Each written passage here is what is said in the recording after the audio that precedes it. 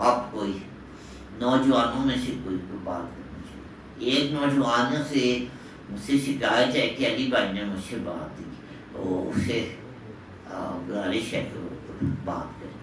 اور یہ جو کرسی پہ بیٹھے ہیں ریڈ شرٹ والے, جی کوئی بات کریں, یہ قریب رکھیں بھائی. بس بات یہ ہے کہ اگر آپ نے بلایا آپ کا بہت شکریہ, تو آپ کے پاس آنے کی سعادت حاصل ہوئی. آپ قریب رکھے ہیں, اب میری تعریف کر رہے ہیں تو اور قریب رکھیں.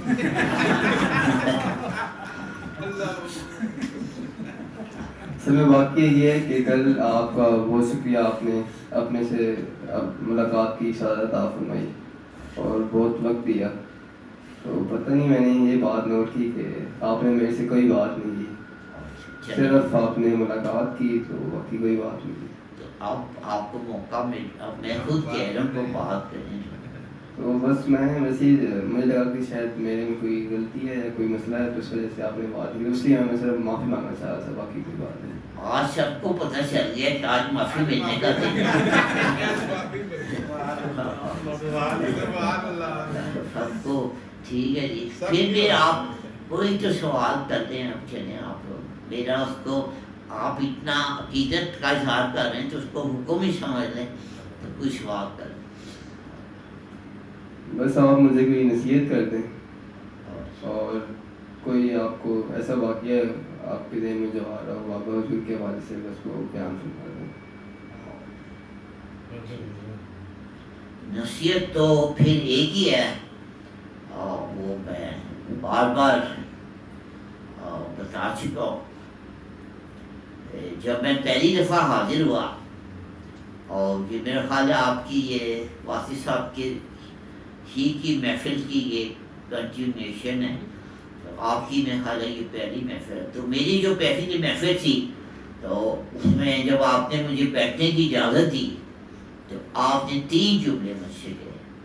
آپ نے فرمایا ایسے بیٹھو جیسے نہیں ہو. دوسرا آپ نے جملہ فرمایا ایسے مٹی بن کے بیٹھو. اور پھر تیسرا جملہ آپ نے فرمایا کہ دیکھو مٹی سے بھی پھول نکلتے.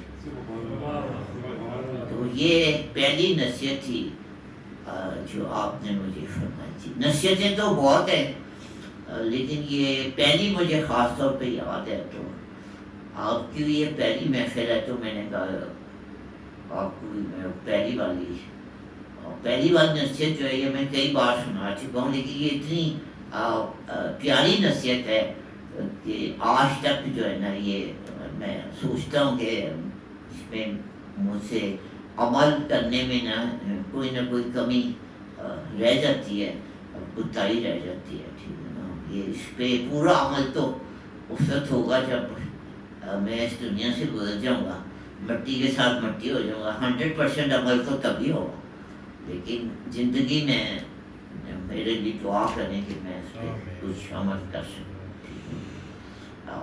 مرنے کے بعد تو ہر شخص اس نصیحت پہ عمل کر لیتا. ٹھیک ہے.